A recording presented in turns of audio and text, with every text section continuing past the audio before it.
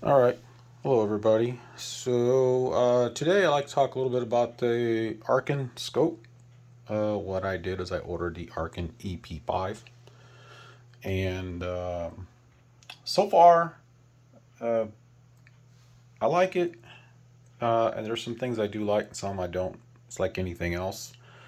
Um, you do get all this nice set of accessories: scope, flip up caps, throw lever, rings, a level that kind of clamps onto the scope body. I'm not a big fan of those. I'd rather have one that clamps onto the Picatinny rail.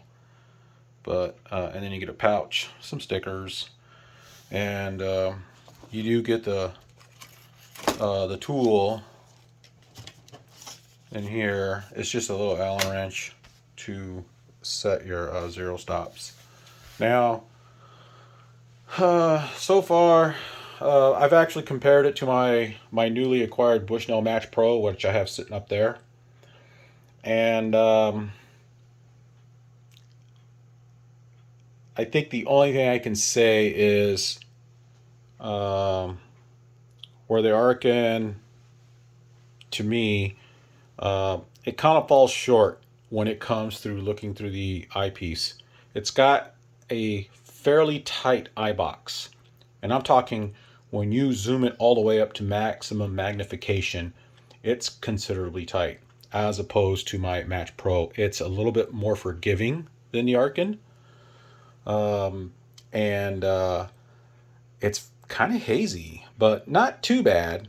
But now, if you zoom it out to 20 power, or you back it off a little bit, it's much better. It is usable, but it's not. I wouldn't say it's usable through the entire magnification range.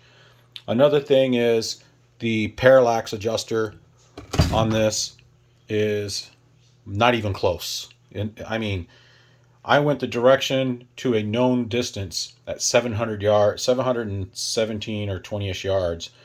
It's not even close. I mean, I had to dial it like towards 300, I think.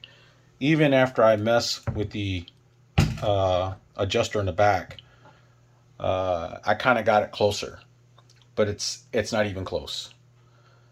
But I mean, is it a deal breaker? I don't pay attention to the numbers usually on here, but I mean, what you can do is just kind of keep turning on the dial until you get a focus. You know, that's what a lot of people naturally do. So no big deal.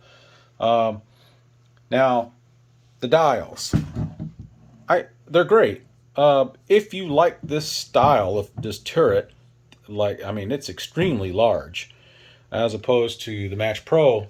I mean, if you put them right here next to each other, look at this. It's like double the size. I think that's preference. You know, I don't. I'd rather prefer the slimline style. It's easier to pack in your bag. It's easier to stow away. Um, I mean that's all right. I don't mind the big dials. Of course, if this thing was going to be like somewhere where I don't have to pack it away all the time, then yeah, I wouldn't mind it. It is comforting though to grab that dial and turn them and use them. Now the zero stop, I think the zero stop is better on the Arkin. It's pretty simple to use. The Match Pro, you actually got to turn. You actually got to take that off and set everything up. But it's not a deal breaker. It does have a rev counter, which is kind of nice, as opposed to here you get nothing. And another good thing about these is you can lock the turrets. On here, you cannot lock the turrets. So you're kind of giving up a few things. Of course, the price difference, right? So the price, what is it, like $490 on sale for the Arkin, and this is about almost $700. So yeah, naturally you are going to give up a few things. The throw lever on the Arkin here, which is it's kind of cool. You can actually adjust it to where you want it, as opposed to here. You got 3 different locations you can put a set screw on, or your throw lever, which that's fine too. Um, but in the end, when it comes to optical, I want to say the Bushnell just beats it by a little bit. Not by a lot, but a little bit. And the only reason I say that is because you can literally use the entire magnification range. Um, and another thing is on the Arken, you can use, I would say, comfortably up to 20 power without too much eye stress. But once you go to 25, it's game over, man. It's kind of hard to use. It really is. And I think on my other one here, on my Bushnell, I can go to 30. And yeah, that's just something. I mean, whether you care for that or not, I mean, that's up to you. Now, what I do like about the Arken is the profile and the size as far as the length. It's just slightly shorter than the Bushnell. Not by much, but a little bit shorter. Which, that's kind of cool. I don't mind that at all. The amount of space you got here to put is almost the same as opposed to the Match Pro. This looks just a tiny bit shorter, but it came, I think this one's just longer, which that could be a pain depending on what you're trying to do. But then again, you know, what are you paying for? You're only spending 400 and something bucks. You can best believe you're going to get 490 something dollars worth of whatever it is they're going to, like all this that they're giving you. All right, here, all I got was a scope and a sunshade, and I paid almost 700. Okay, but the glass speaks for itself. The glass, in my opinion, it's still just a little bit better. Now, if you back it out to 20 on both of them, it's kind of hard to tell the difference. I would say they're kind of neck and neck. But see, that's the thing. When you see these people put these, do reviews on them, I never hear them say anything about, maxing it out to 25 power, because that's what you're buying it for. You want magnification. If you can't use the entire magnification range, what good is it to you? You might as well just buy a 20 power scope or lesser power.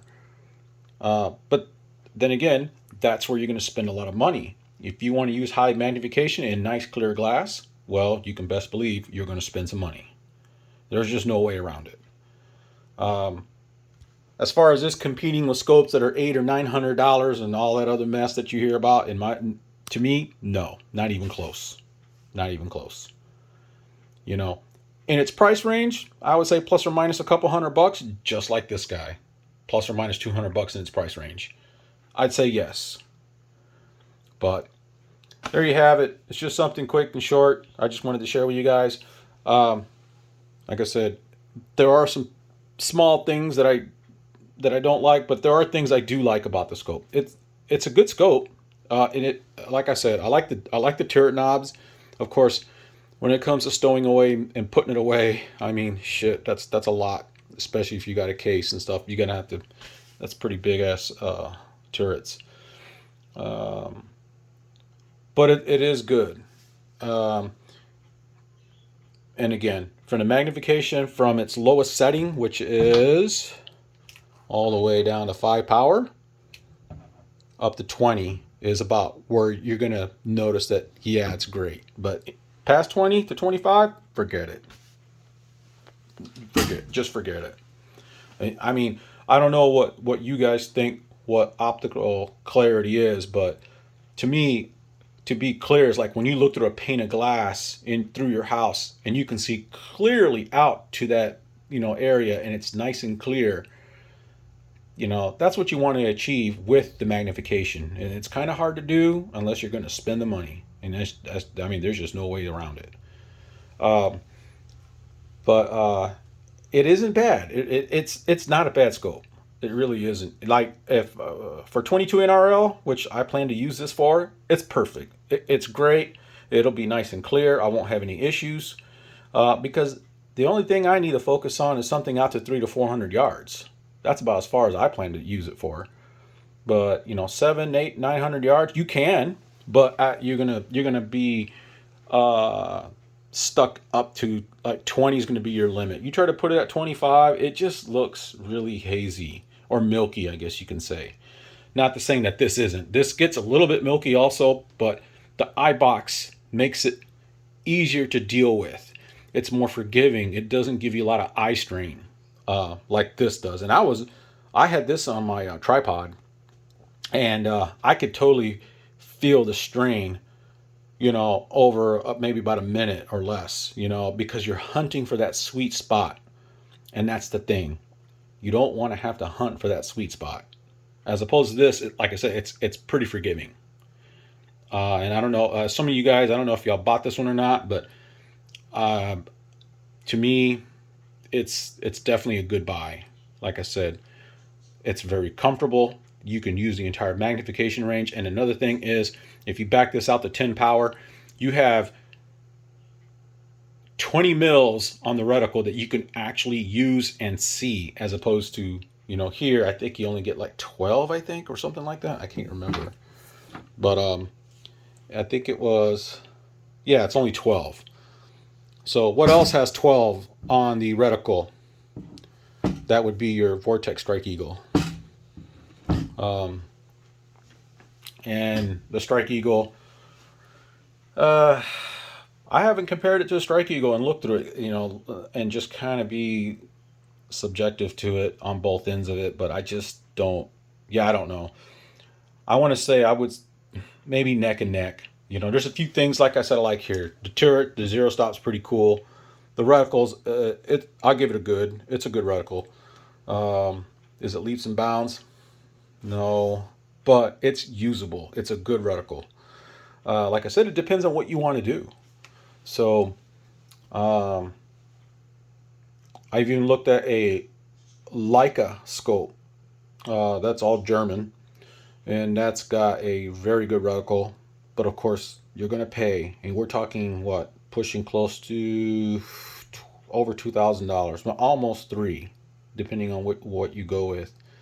Maven Optics, the RS4 series, is a really good one too, but you're going to be hitting well past $2,000. These things are under $1,000, and it's a doable and usable scope. I mean, it is good.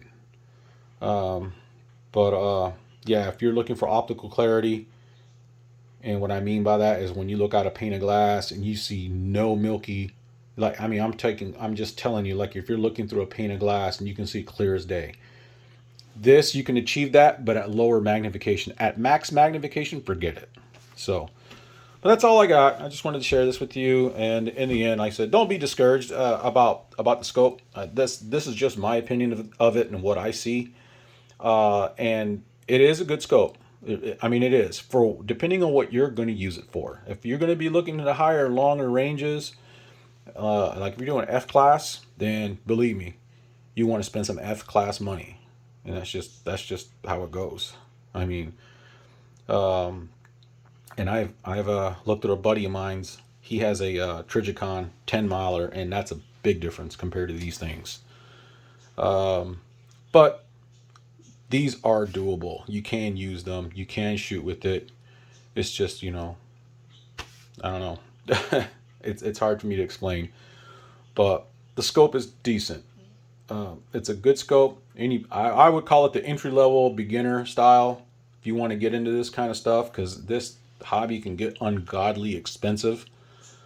It is a good starter scope. Even the Match Pro, that's a good starter scope too. But I mean, they can do the job, but like I said, you're going to pay for it a little bit. Like I said, a little bit of eye strain, a little bit of frustration time to time. Maybe you'll get used to it and you'll be fine. But like I said, right off the bat, I noticed that about the Arken.